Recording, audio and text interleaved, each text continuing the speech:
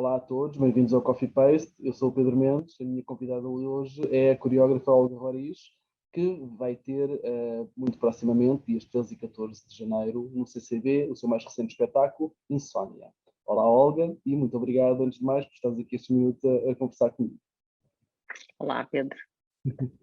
Então, a primeira pergunta é mesmo tentar saber um pouco das origens deste espetáculo Insónia que vais apresentar no CCB. O que é que está na origem como é que surgiu esta peça? Bom, pois eu tenho que começar mesmo do início, e o início já vem dos anos 90. Portanto, o que é que acontece? Há um livro, que é o livro A Casa das Belas Adormecidas, do Kawabata, que é um livro que me tem acompanhado, como digo, desde os anos 90.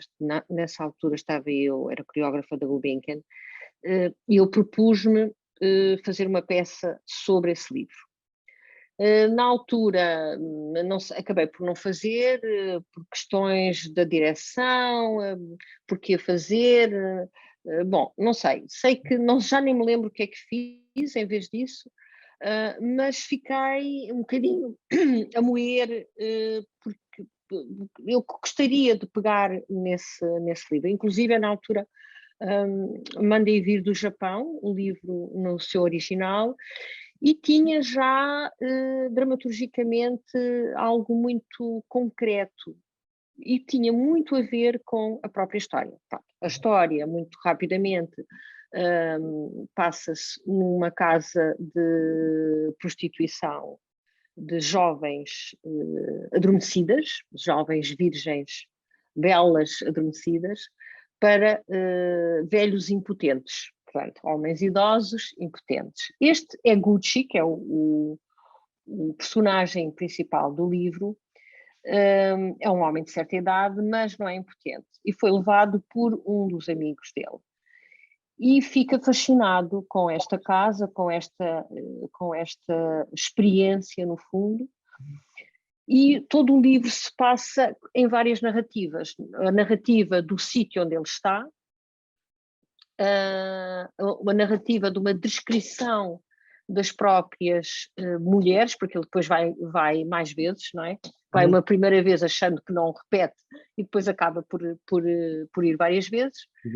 E depois uma outra narrativa por cima, que é muito interessante, que é sobre os sonhos. Portanto, ele acaba por adormecer também, nunca toca em nenhuma delas, nunca tem relações sexuais, no fundo, eventualmente toca, mas depois o que é que acontece, que é muito interessante, é toda a viagem dos sonhos deste homem até chegar a sonhar com a mãe, portanto a relação deste círculo que vai ter outra vez a mãe, à origem.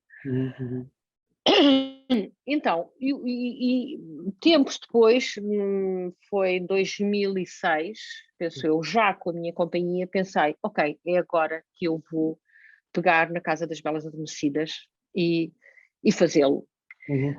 E peguei, inclusive nessa altura trabalhei muito o texto, narrativa para um lado, recortei-o todo, as falas, os discursos diretos para o outro, as paisagens, pronto, tudo aquilo estava completamente composto para eu começar a trabalhar e apresentado aos bailarinos, quando mais uma vez eu ponho o livro de parte e faço um espetáculo sobre o tempo. Chamou-se Start and Stop Again. Esse espetáculo sobre o tempo foi também influenciado por uma frase do Bachelard, que é: enquanto a bela adormecida não sentiu o tempo passar, o príncipe encantado não perdeu tempo. Isto fez-me aqui um cruzamento do tempo e eu acabei por trabalhar o tempo, presente, passado, etc. Agora, 2021, exatamente, no início, pego outra vez na Casa das Belas Adormecidas, achando, é agora que eu vou pôr este livro em palco, esta narrativa. E mais uma vez, eu ponho o livro de parte e faço um espetáculo sobre o erotismo. E acabo por chegar à conclusão que o que me interessa no livro, na realidade, não é a história, mas as grandes dilemas da humanidade que têm a ver com o tempo, com a morte, com a velhice, com o erotismo, obviamente, também, com a relação com a tua herança, com o teu ADN, pronto, variedíssimas coisas, e com o tempo realmente.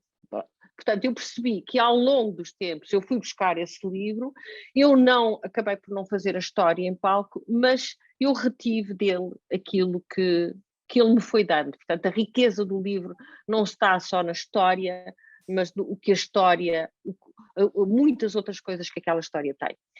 E então, neste Insónia, o que me ficou e o que eu lancei aos bailarinos foi o erotismo. A partir do erotismo, nós falámos muito sobre o erotismo, discutimos muito. Obviamente que chegámos todos à conclusão que nenhum de nós sabe o que é o erotismo, ou cada um de nós sabe o que é erotismo do seu ponto de vista. Portanto, é completamente subjetivo, como é o tempo também. Portanto, essas pontes foram muito engraçadas, perceber o subjetivo o que é o subjetivismo do tempo e também do erotismo, porque é para mim, não é para ti, não é para o outro, são coisas completamente diferentes.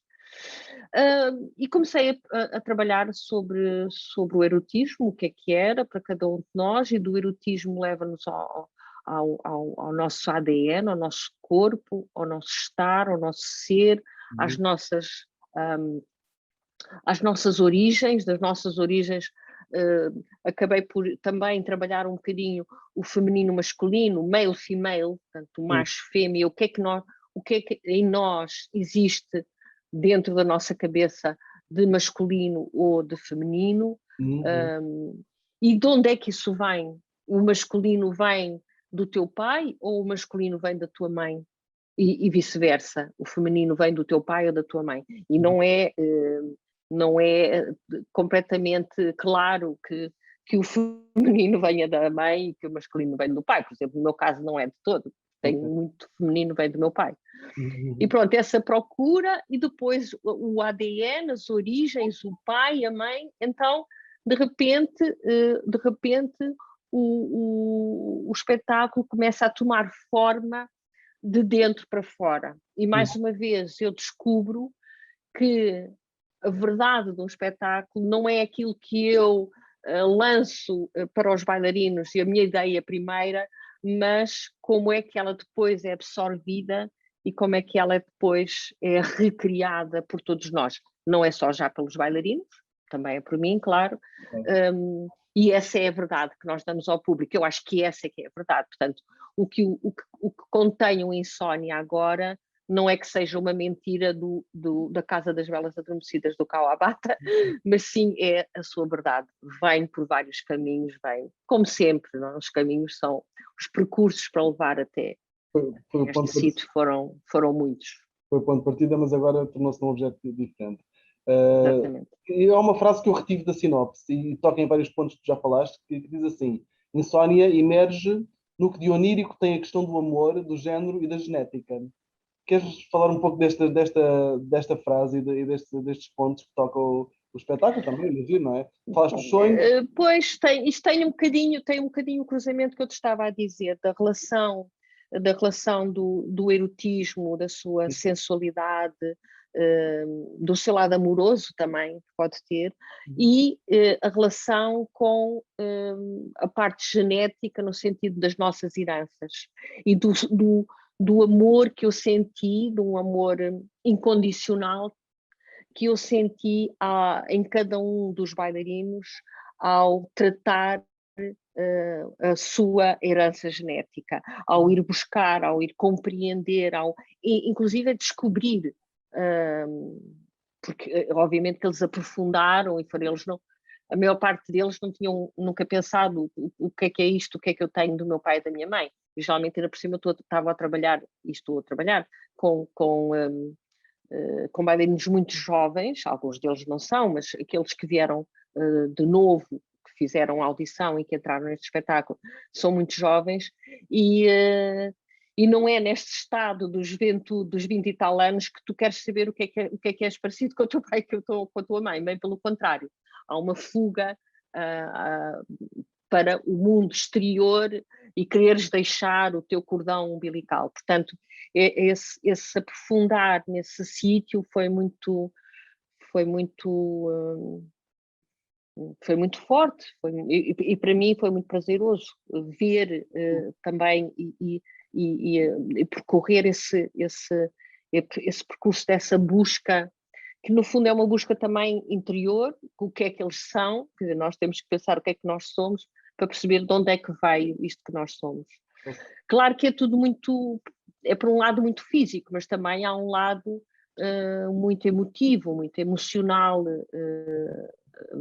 dentro de cada uma das histórias de cada bailarino. Alguns têm a ver com algo muito físico mesmo, de parecências físicas, outras vão a algo muito mais profundo, quer dizer, todas elas não se ficam pela parte física, é óbvio, pelo aspecto físico, mas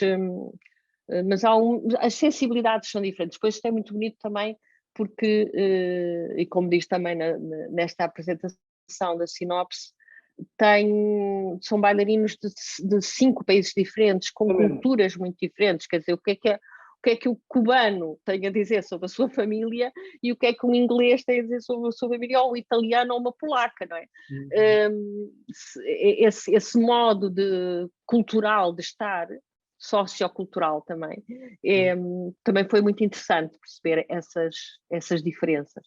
Pois, portanto, tu, digamos que podemos dizer que tu usas, no bom sentido, obviamente, a biografia dos bailarinos que trabalham contigo, também informam o teu processo, por assim dizer, também. Sim, sim, isso sem dúvida, eu acho que cada vez mais sinto, e tenho pensado também um pouco sobre isso, cada vez mais sinto que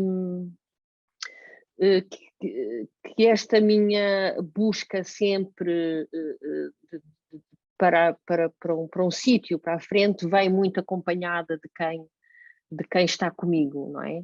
Porque as minhas preocupações e as minhas observações do mundo, da sociedade, aquilo que eu sinto e que quero partilhar, ou quero partilhar no palco, ou quero pelo menos aprofundar e fazer de X, Y ou Z ideias um espetáculo, essas ideias não passam unicamente pela minha cabeça, não é? Portanto, eu vejo certas coisas de uma certa forma, enquanto um intérprete de 20 anos, ou de 30 ou 40, que no fundo eu tenho estas faixas etárias todas, vendo uma outra forma, exatamente o mesmo problema, a mesma situação, têm modos de estar diferentes na vida.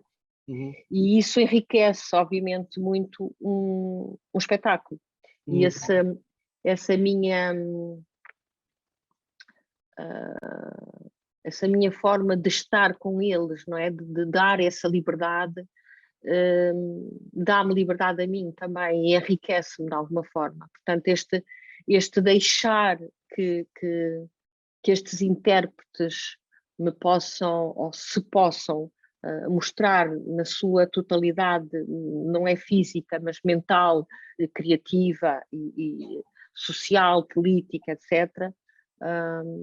Isso, pronto, dá um léxico muito maior ao espetáculo, visões muito maiores do que se só eu estivesse a impor a minha visão das coisas.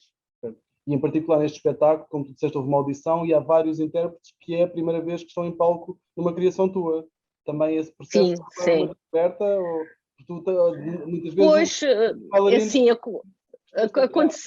aconteceu porque, olha, por causa de pandemias e de mudanças de datas, de repente eu fiquei sem 3 bailarinos, portanto, porque foram fazer um outro projeto do Bruno Alexandre, foram exatamente esses 3 bailarinos, e ainda por cima tive um outro bailarino que teve um acidente, portanto eu fiquei sem 4 bailarinos, que que eram os bailarinos que trabalham comigo e que fizeram todos os outros espetáculos já há uns anos.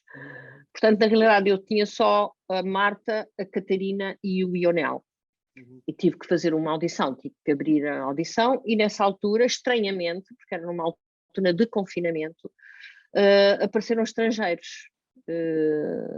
E então apareceu o Connor, em inglês, a Melissa, que é italiana, a Natália, polaca, e o Emanuel, que é português, mas que vive e trabalha em Itália já há alguns anos. E tenho o Ionel, que é cubano, que já estava na companhia. Mas obviamente foi um reconhecimento, mesmo os bailarinos, e isso é normal, mesmo os bailarinos que já trabalham comigo, eles têm uma forma de estar diferente com esta pessoa ou com aquela. Portanto, este grupo, como grupo, era na totalidade novo, apesar de haver 3 pessoas que já trabalhavam comigo. Mas depois as energias são completamente diferentes com outras pessoas. E é óbvio que eu lembro perfeitamente no primeiro dia com a Melissa sentar-se, estávamos numa grande mesa, íamos começar a nossa conversa sobre o erotismo, ela dizia, e a Melissa já é uma mulher de 35, não sei precisamente, mas 30 e tal anos, e dizendo que era a primeira vez que começava uma peça de dança sentada à mesa a conversar com os colegas. E que estava deslumbrada.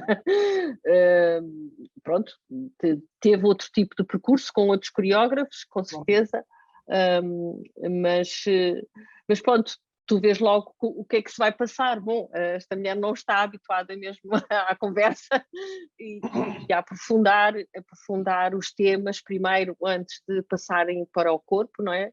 Serem bem pensados. Mas foi bom, foi uma descoberta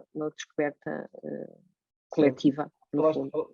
Falaste em descoberta, eu pergunto se tu tens um processo de criação estabelecido ou se cada criação nova é uma descoberta também nesse processo de criar, desde a tua ideia inicial até chegares ao em palco.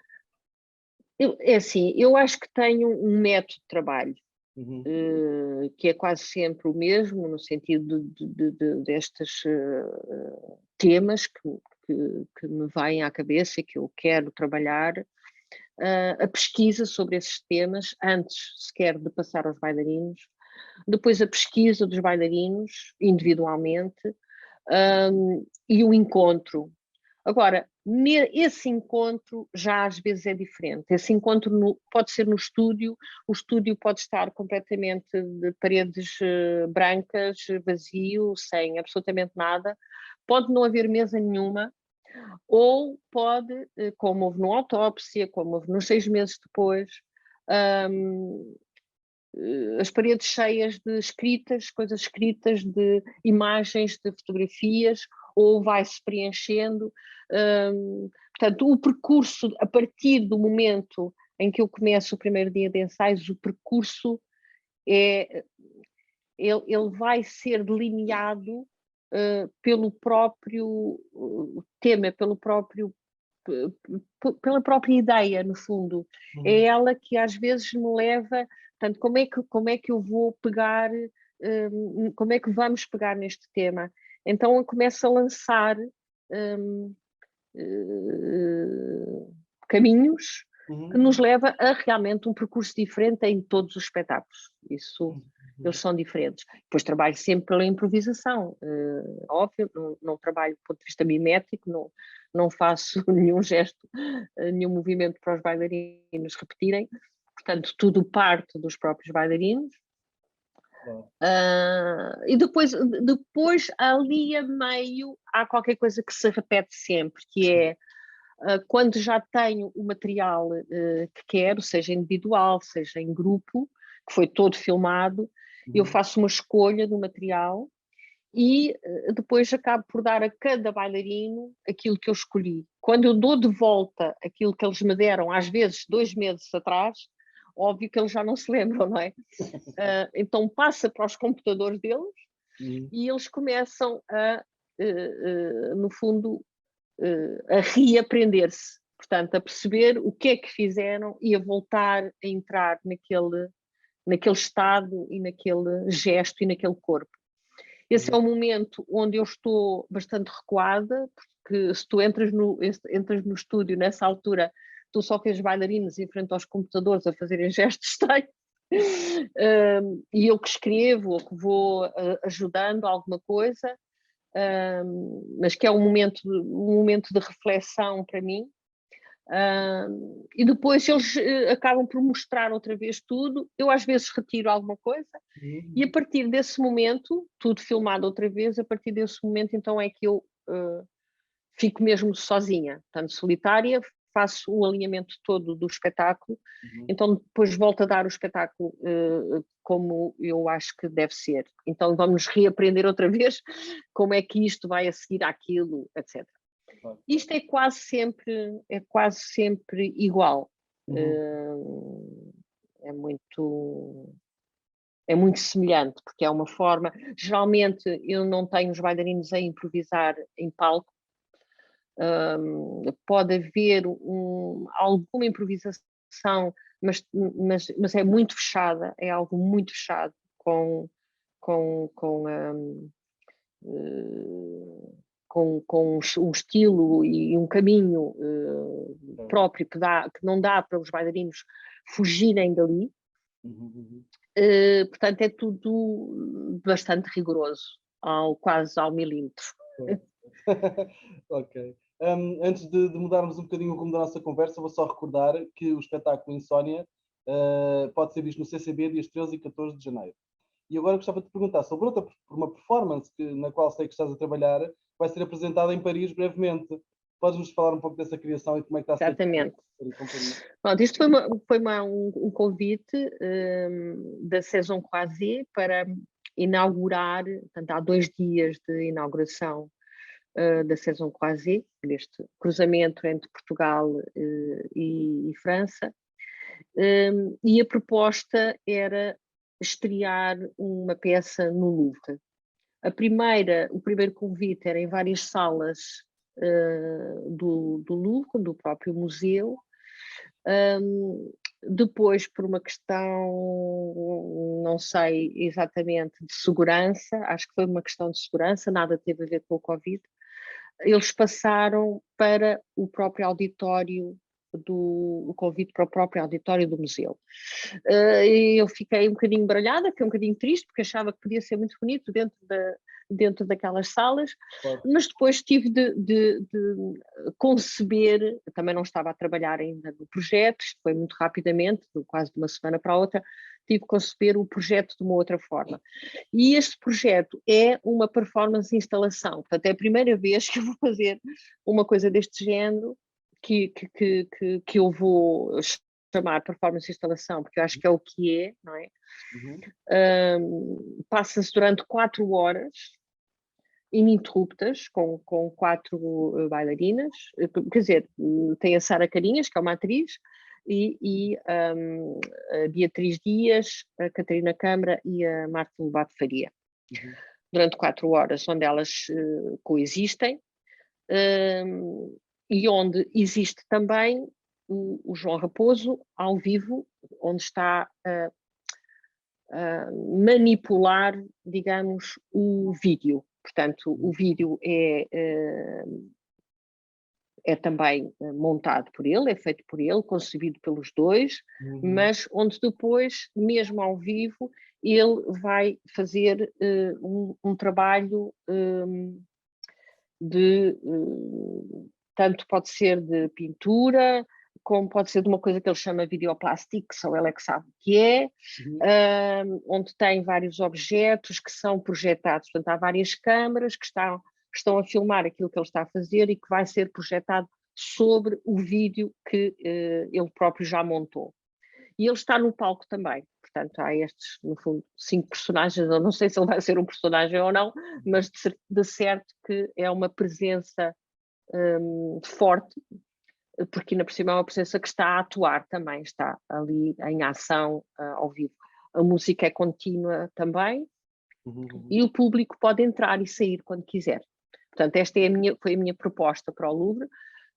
Portanto, tu podes ficar 5 minutos, podes ficar meia hora, e se quiseres ficar às 4 horas, podes ficar às 4 horas. Não acontece nada em repeat.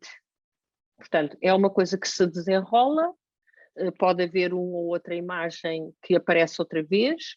Há um texto que se chama A Reconstituição do Magma, que é um manifesto venezuelano, que se repete em várias línguas, é só um texto, várias línguas por aquelas 4 mulheres. Portanto, a Sara, que diz o texto em inglês, a Beatriz em francês, a Marta em espanhol e a Catarina em português.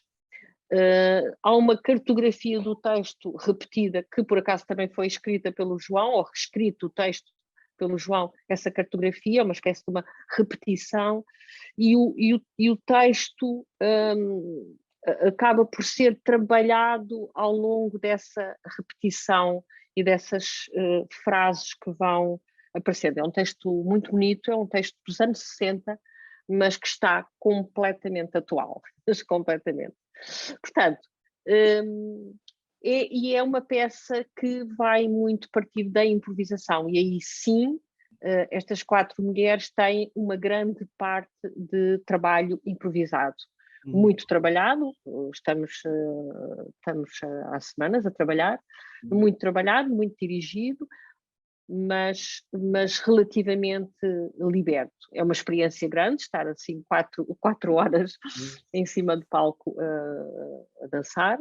Não há texto ao vivo, portanto só há este texto gravado, e também nesse convite, é muito importante, também nesse convite me foi sugerido que o tema fosse o mar, os oceanos, no fundo, o mar.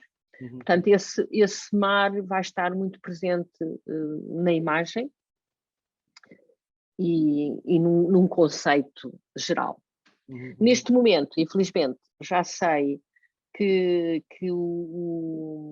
a data foi adiada. Pronto, todos nós sabemos como é que está este mundo fora, não é? E Paris está mesmo caótico.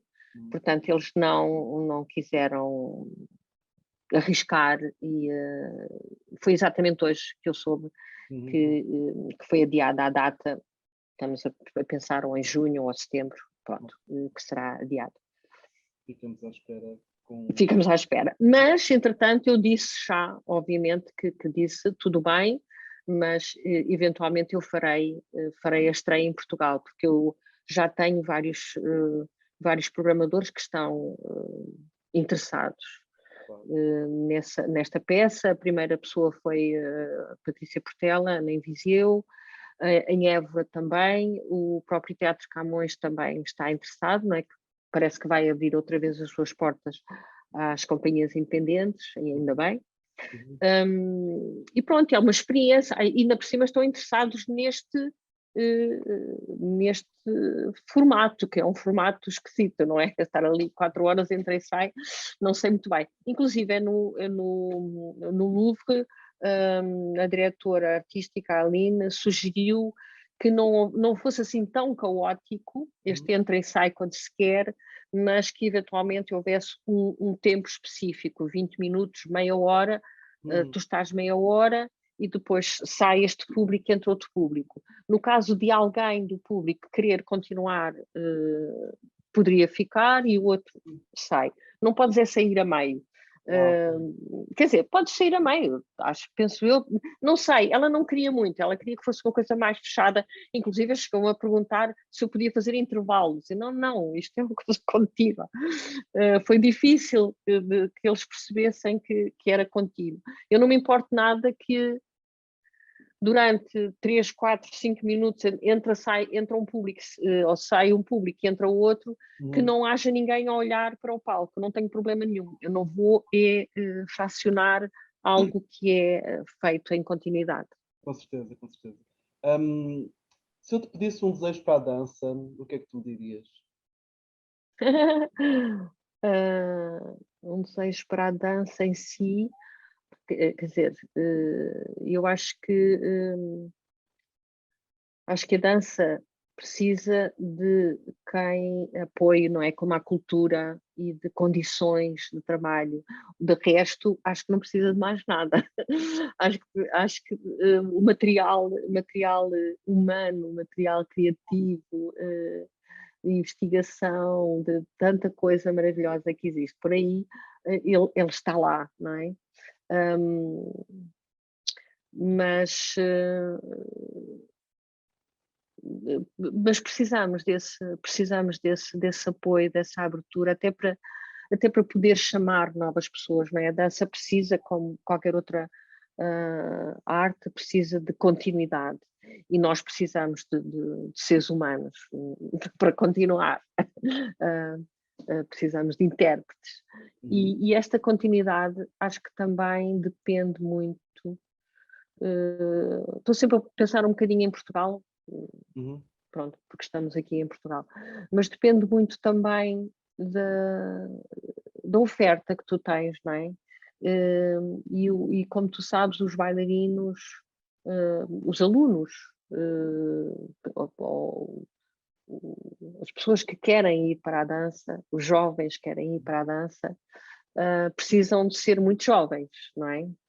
Quer dizer, há exceções, é óbvio, mas quanto mais jovens, melhor para que esse corpo se consiga crescer de uma forma plena. E também a nível criativo, não é? Quanto mais jovens tu começares a ser estimulado criativamente, mais criativo tu podes ser. E cada vez mais queremos intérpretes criativos, temos necessidade de intérpretes criativos. E pronto, e como é que se mete na cabeça dos pais, por exemplo, que é um bom caminho para a vida daquele jovem ir para a dança? Qual é o futuro? Portanto, tem que haver nos olhos das pessoas, tem que perceber, na cabeça das pessoas, tem que perceber que existe um futuro. E tem de crescer, não é? E esse crescimento é super importante. E depois parecia que não havia nada para a dança que fosse necessário, mas a dança deveria começar muito mais cedo, não é? A nível da escola, para que o público também fosse educado, e esse público também vem do início, vem dos mais pequeninos, das crianças mesmo, e em continuidade, de maneira que eu não passe sistematicamente por um teatro e que me digam, pois, há pouco público para a dança. E eu não percebo, porque, quer dizer, a dança é daqui. Eu não acho que haja pouco público para a dança, eu acho é que o público não conhece a dança. E nós não queremos aquilo que não conhecemos. Sempre foi assim, não é? Portanto, temos que dar a conhecer de outras formas, temos que ser mais inventivos, mais criativos. Portanto, é o antes da dança que é antes da dança que é o problema, não é? A dança não tem problema nenhum. O que eu queria era que realmente as pessoas que estivessem cada vez mais preparadas para serem seres dançantes e para saberem, por um lado, e para se abrirem como espectadores para a dança, sobretudo numa altura em que o corpo cada vez é menos corpo, não é? O corpo cada vez está mais amorfo, cada vez está menos comunicativo, sabe menos tocar, sabe menos estar, sabe menos dançar, não sabe comunicar. É como nós os dois estamos aqui, não é? Mas nós estamos por uma razão específica, mas mesmo antes de toda esta pandemia, isso já se via, não estou a falar agora da pandemia, não é? Não é por causa da pandemia. Aliás, isto ajudou-nos imenso na pandemia, toda esta tecnologia, felizmente que existe, senão íamos ficar mesmo muito, muito, muito isolados. Mas falo anterior a isso, acho que precisamos todos ter muito cuidado, porque cabeças sem corpos, um corpo sem cabeça é mau, mas como uma cabeça sem um corpo também não é nada bom. Nós temos que ser inteiros. Portanto, esses corpos precisam de existir um pouco mais e de pensarmos um bocadinho mais, corpos funcionais, sermos mais funcionais. Uhum. Isso é ótimo para a dança, só isso chega, se nós começássemos a pensar mais no nosso corpo.